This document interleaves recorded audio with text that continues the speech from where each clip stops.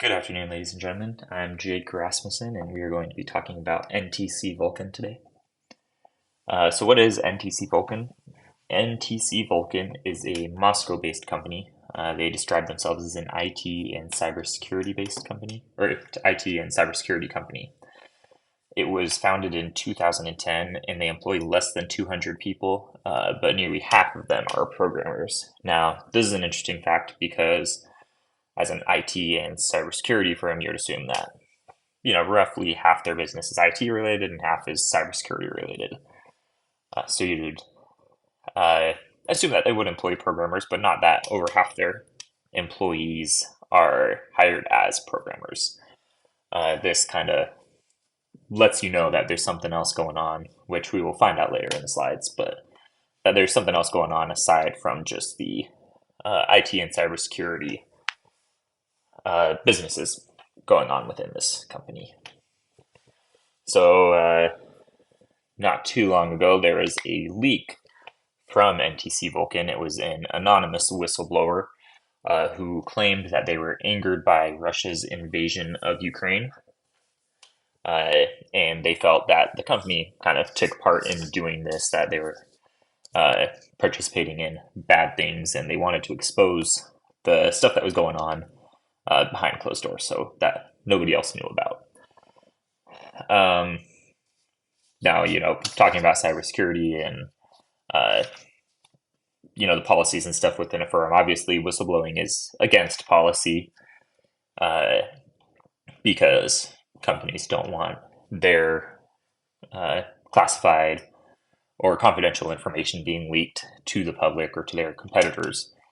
Uh, the It is hard, however, to have risk management against that because if somebody decides to do that and does it anonymously, it's hard to track them down, hard to stop them from doing so. Uh, the best thing to do in the first place is to keep your employees happy and hire people who can be trusted. As we'll talk about later, the way that this company seems to have been run, it did not necessarily follow those guidelines in their hiring and employment practices.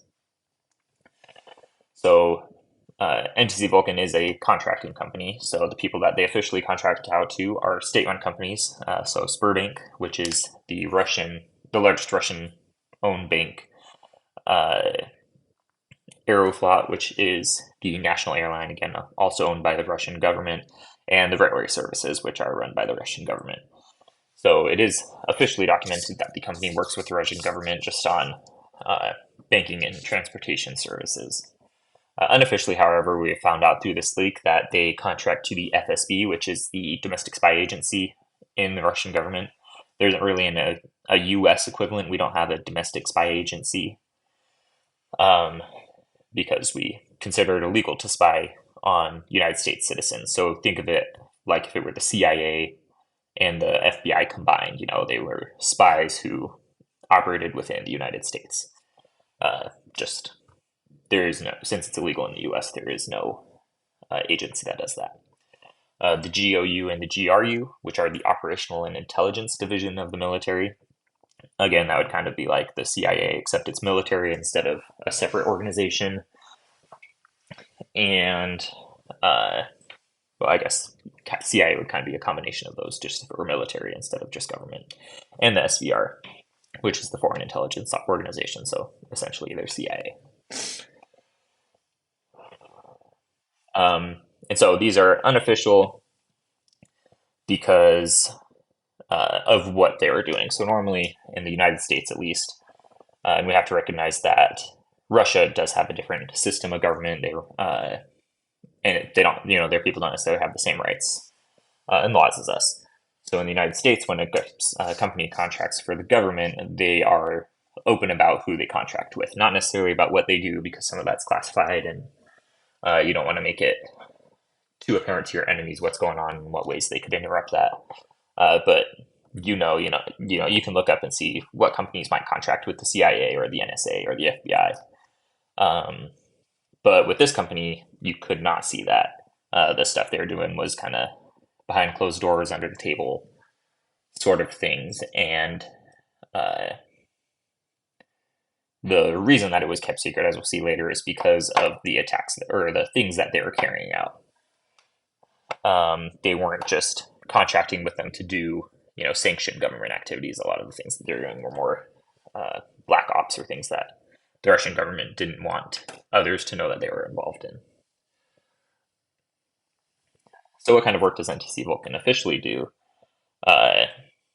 Is just regular contracting for the companies that I mentioned before. They just ensure that their systems are running properly and are secure. Unofficially, the work that they've been doing is not all known, but there have been several connections found between NTC Vulcan and other malicious programs and hacking groups. Sandworm is a group that has been responsible for a number of attacks, including some blackouts on the electrical grid in Ukraine. There's a disruption at the South Korean Olympics, and a program called NotPetya, which we'll talk about a little bit more later, but is an economically destructive malware.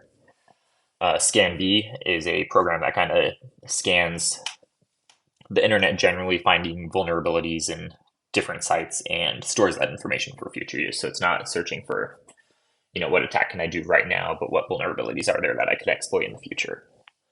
And Crystal 2V is a training program that they created for cyber operatives, so people to be able to hack into systems. And Amazit is an internet surveillance and control and social media kind of disinformation dissemination program, which we'll discuss a little bit more later as well. So what is their mission? Based off of what we've seen from the leak, it appears that their mission is to improve Russia's cyber warfare capabilities by finding weaknesses in Russia's enemies or competitors and creating malicious programs that can exploit those vulnerabilities. It also seems possible, based off of the leaked information, that they work with other groups to have those attacks carried out, so that way it can't be linked directly back to them or the Russian government. But it is unclear if these attacks that are carried out are done to be able to test programs that they've done and just see how they work, or if they're actually trying to actively weaken opponents or enemies. So NTC Vulcan was founded and is run by Anton Markov and Alexander Urzhovsky. Both men were officers in the Russian army. One was a captain and one was a major.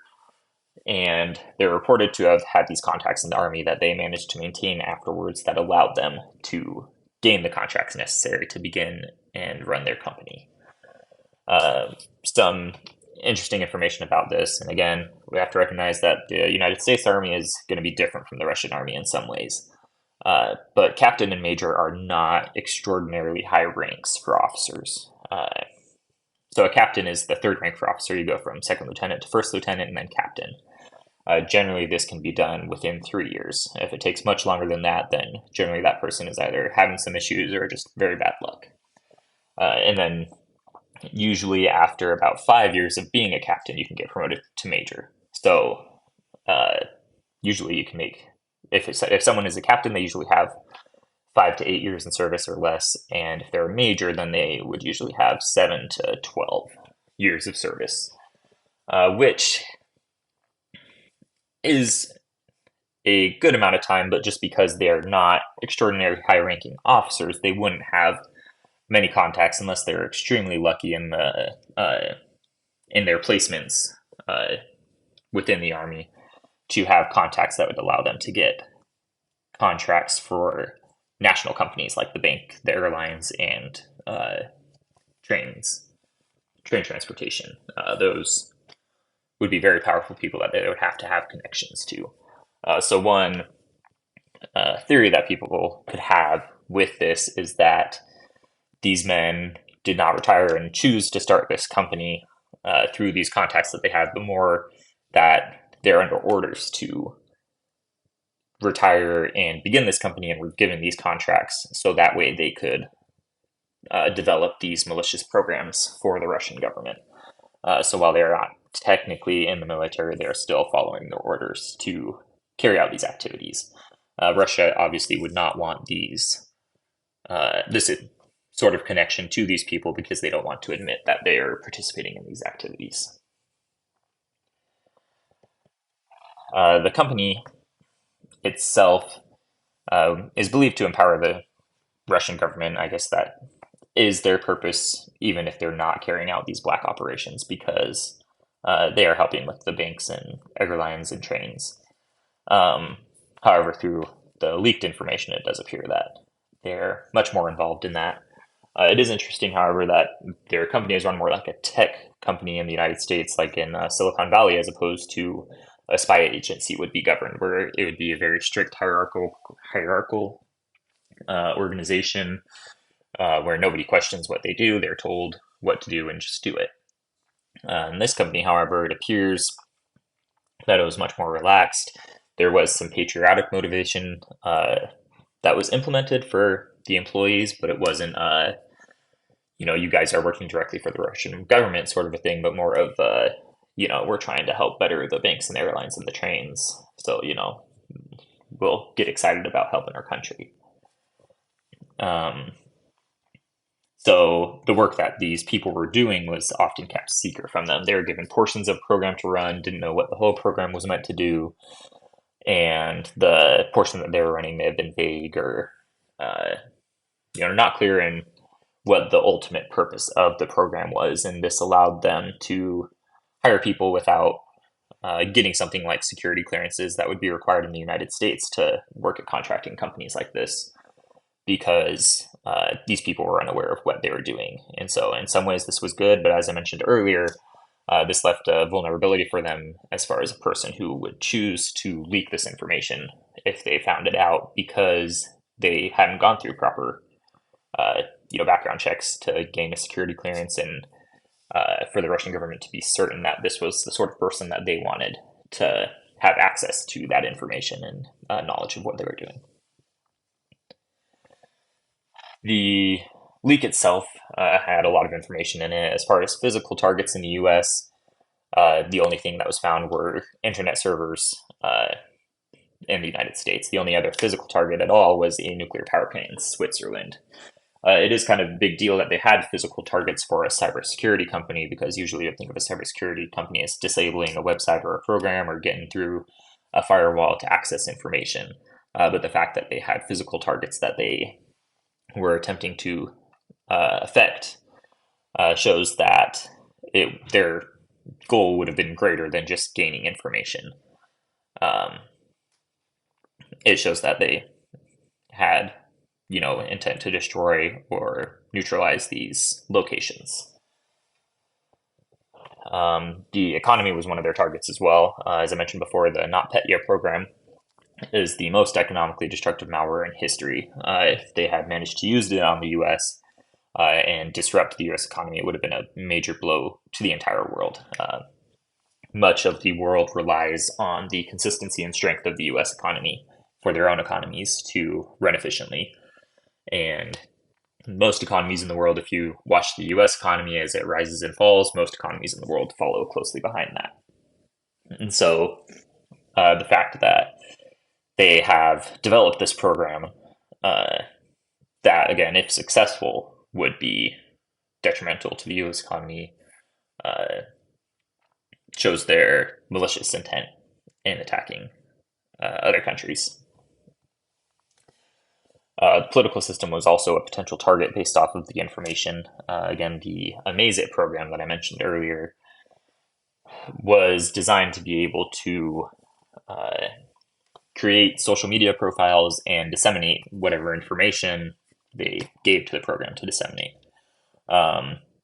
So with this program, they would have the ability to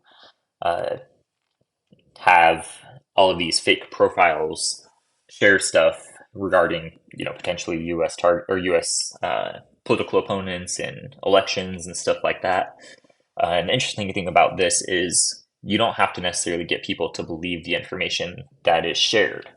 You can say some crazy things about, one side or the other, and you don't have to get that side to believe it. What you do is you get the other side to believe that that is what the opposing side believes. And that just continues to sow discord and divide between the groups, the political groups in the United States or whatever other country it mean, and under extreme circumstances could potentially lead to a civil war, which would be a major win for the Russian government because the U.S. is one of their major